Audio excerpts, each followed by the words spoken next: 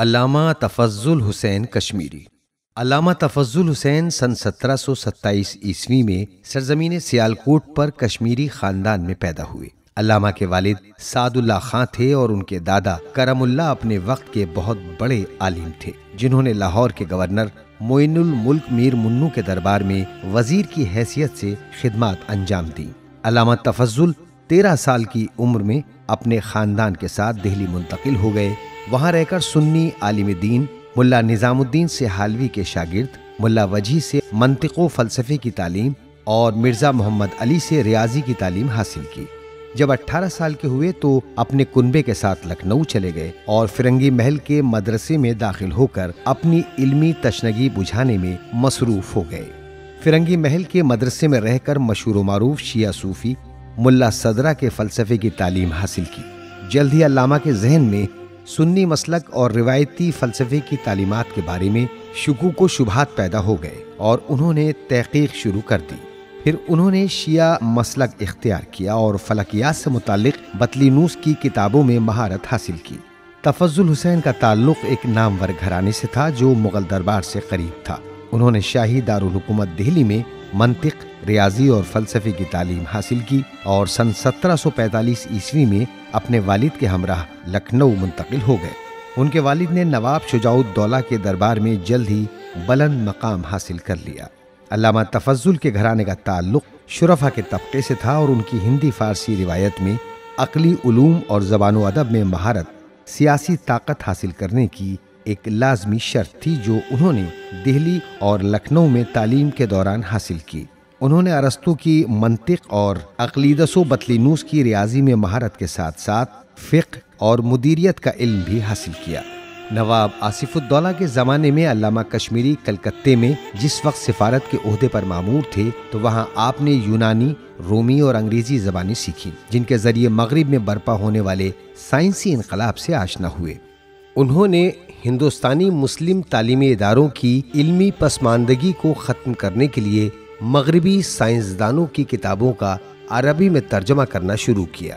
18ویں صدی عیسوی کے دوران یورپ میں سائنس نے تعلیمی درسگاہوں کے علاوہ گھروں، ہوٹلوں، دکانوں، میلوں اور دیگر عوامی مقامات پر مختلف علمی موضوعات پر ہونے والے عوامی مباحثے کی وجہ سے ترقی کی۔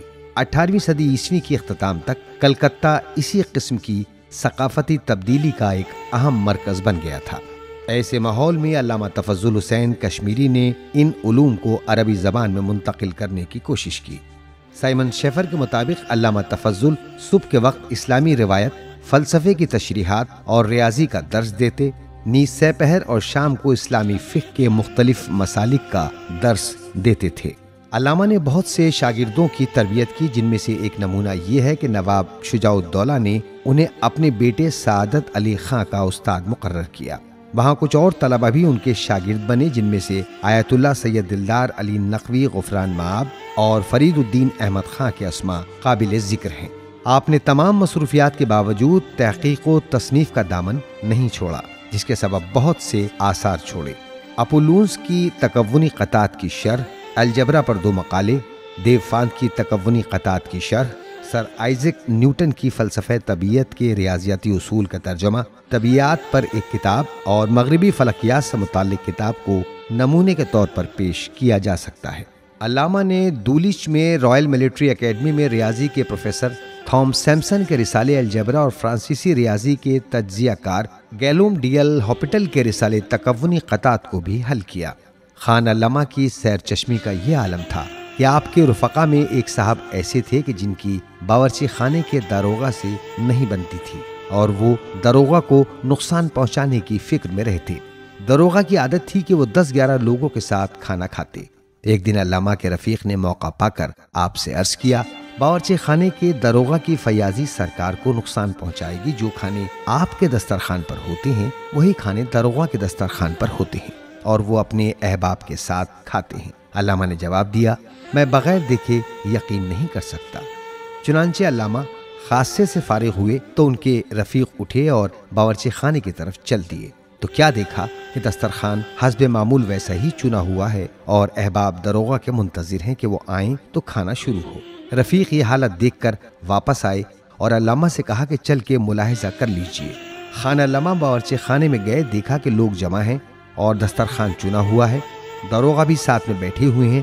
داروغہ بہت پریشان ہوئے اور ان کے ساتھی بھی گھبرائے کہ دیکھیے داروغہ کے سر کیا آفت آتی ہے۔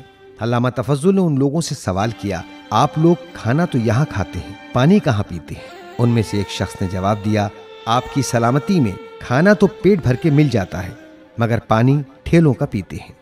علامہ نے فرمایا کہ آبدار خانے میں حکم دے دو کہ آج سے جتنے آدمی داروغہ صاحب کے ساتھ کھانا کھائیں اتنی برف کی جمی ہوئی سراہیاں آبدار خانے سے دی جائیں۔ یہ کہہ کر سر سجدے میں رکھا اور کہا، بارے الہ، کس کس نعمت کا شکر ادا کروں؟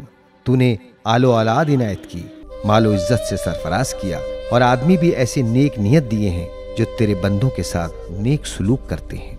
اللہ نے آپ کو ایک بیٹی اور ایک بیٹا عطا کیا جس کو زمانہ نواب تجمل حسین خان کے نام سے جانتا ہے اور ان کی نسل محلہ کٹرا ابو تراب لکھنؤ میں آباد ہے۔ آخر کار اس علم و ہنر کے چمکتے مہتاب کو سن 1799 عیسوی میں ذہنی دباؤ سے فالج کی صورت گہن لگ گیا، جس کے سبب جسم کے زیادہ تر حصوں نے کام کرنا چھوڑ دیا اور 3 مارچ سن 1801 عیسوی کو کلکتے سے لکھنؤ جاتے ہوئے اپنے مالک حقیقی سے جا ملے۔ نماز جنازہ کے بعد مجمع کی 1000 آہ و بکا کے ہمراہ سپرد خاک کر دیا گیا۔